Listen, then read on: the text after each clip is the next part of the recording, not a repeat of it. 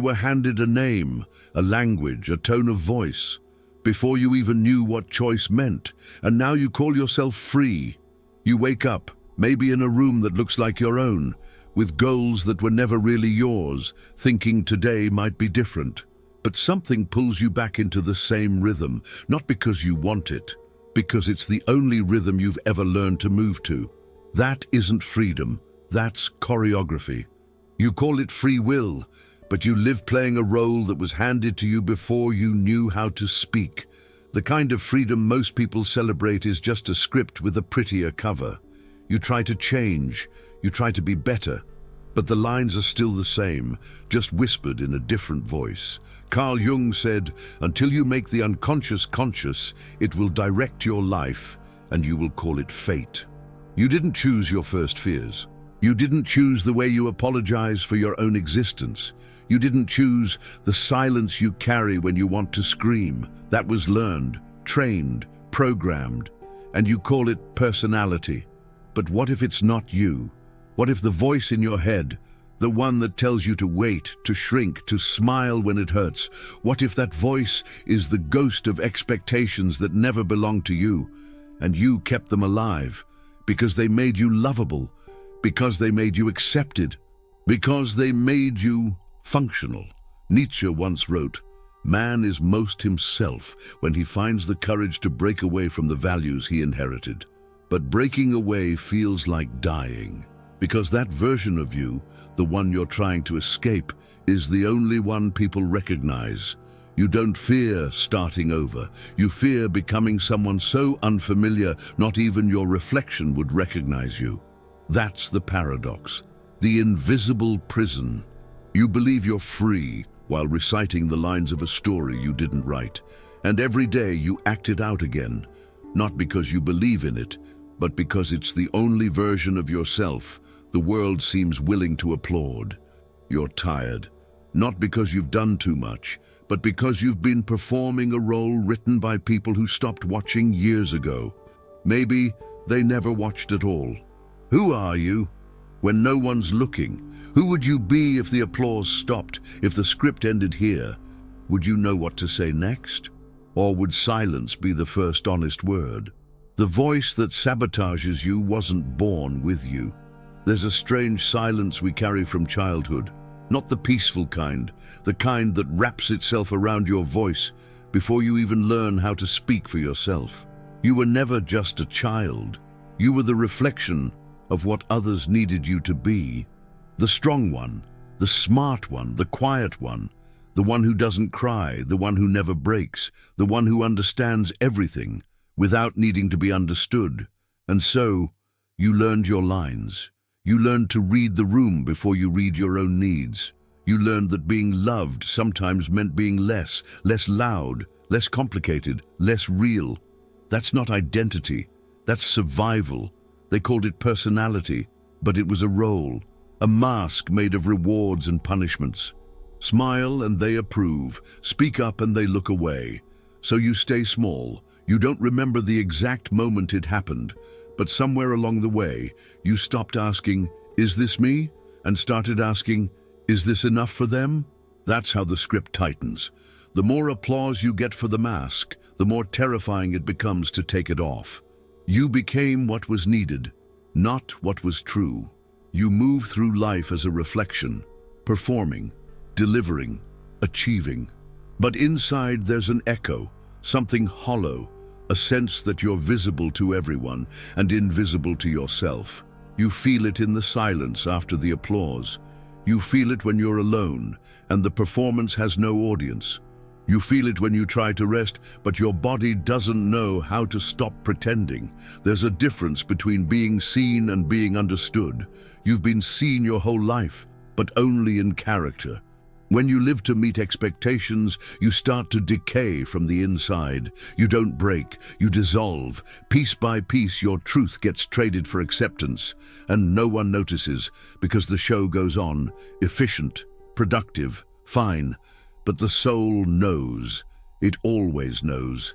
And it waits, sometimes for years, for you to turn inward and ask the question that breaks the spell. Whose life is this, really? the truth you've postponed for years. You wake up into a life that repeats itself. Same gestures, same routes, same thoughts, just rearranged.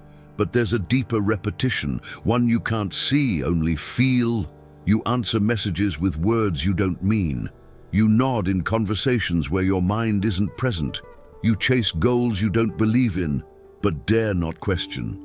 And somehow, it works. You function, you meet expectations, you move through the hours without collapsing. On the outside, you're a protagonist. But inside, you've vanished. You've become a character anyone could play. Because everything about your role is predictable. Every emotion rehearsed, every reaction recycled. That's the real autopilot. Not forgetting where you put your keys, but forgetting that you exist beyond what you perform. Your brain prefers it this way. Familiar pain is safer than unfamiliar possibility, even if it kills you slowly. There's a phenomenon in neuroscience. The brain conserves energy by repeating patterns, even destructive ones, because change feels like danger. So your nervous system becomes loyal to your suffering, and your identity becomes loyal to not being discovered. You say, "I'm tired," but it's not your body. It's the fatigue of pretending to be someone that no longer fits inside your own skin. And then the question creeps in. If someone else lived your life for a month, would anyone notice the difference? Would anyone sense the absence of your soul? Would anything feel less alive? Or would the routines continue, perfectly intact, as if you were never there to begin with? When you're living a role, absence feels the same as presence, because the world applauds the performance, not the person. And you begin to wonder, not if you matter, but if you ever truly existed in the life you call your own. When even your voice sounds like someone else's. There are thoughts you repeat that feel like truth, but they were planted, quietly, when you were too young to defend your own mind. I'm not good enough. This isn't for me. I always mess things up. These are not facts. They're echoes. Someone said something once, maybe without thinking, maybe in anger, maybe they didn't mean it. But your nervous system heard it as gospel. And now, decades later, you live by it, as if it were sacred law. This is how trauma hides, not in visible scars, but in the voice you trust the most, your own. The voice that whispers shame during joy, the one that doubts every achievement, the one that punishes you before anyone else gets the chance. You think it's your intuition, but it's not. It's a script you memorized under pressure. It's the fear you wrapped in logic.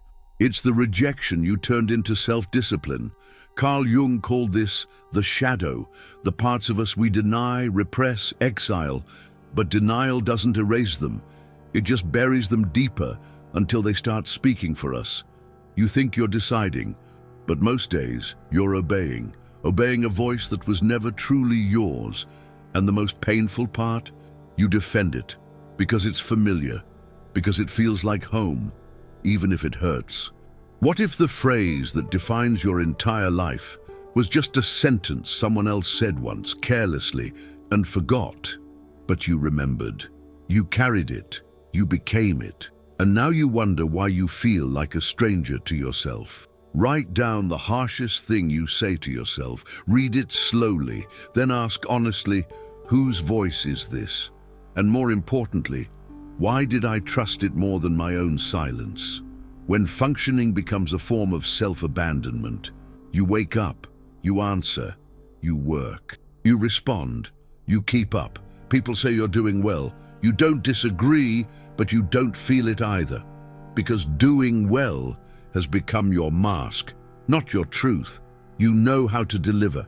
You know how to be reliable. You know how to hold it together. But somewhere between the meetings, the deadlines, the empty congratulations, you stopped knowing how to feel anything real. There's a performance that looks like strength. It smiles, it produces, it never breaks. But it breaks you. This is the prison of functioning well. The world loves it because it's efficient, because it doesn't ask for too much, because it doesn't disrupt the illusion of normal. But inside, something is dying. There's no rupture, no scream, just a quiet erosion. A thinning of the soul, like you're reciting lines from a script you don't believe in anymore, but still remember by heart. Schopenhauer said, "Life is a pendulum between pain and boredom." But this boredom isn't idle time. It's the numbness of a soul that's too exhausted to pretend, too conditioned to stop. You look fine. But fine is just another word for disappearing. You tell yourself you're just tired. But it's not your muscles. It's your essence. It's the weight of betraying yourself with competence, of showing up in every space except the one that matters, the space within. And maybe the scariest part isn't that no one sees it. It's that you've learned to ignore it too. Because if you pause long enough to feel, you might never return to the performance, when everything becomes a way to not feel. There's a kind of addiction that never gets named, not in clinics, not in diagnoses, because it looks like ambition, like commitment, like being on top of things, but it's still addiction, the most socially accepted one. You stay busy, endlessly, you scroll, you answer, you fill your schedule with things that don't feed you, just distract you, and the day ends. Another day you survived without having to face the void. This is the anesthesia of distraction.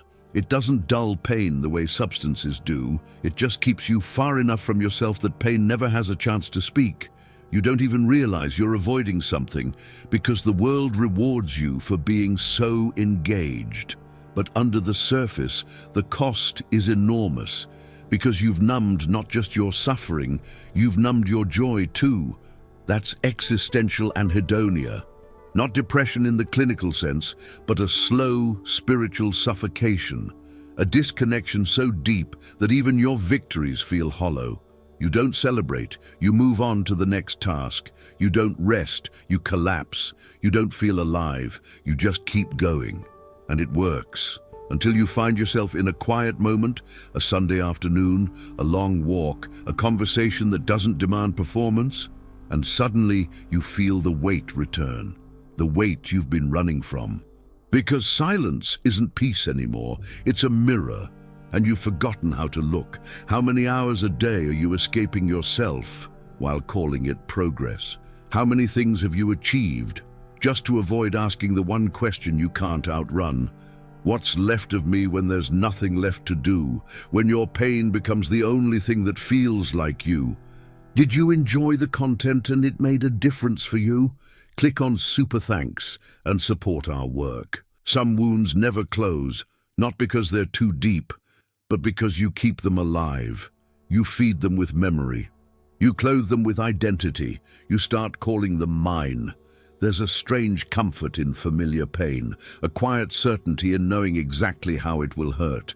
You brace for it, you expect it, you survive it, and after a while, it becomes who you are. You introduce yourself not with words, but with patterns. You become the one who's always almost healing, the one who carries grief like a signature, the one who knows how to fall, but not how to let go. Pain starts to feel like purpose, because at least it means something. At least it explains why love feels distant, why joy feels suspicious, why peace feels fake.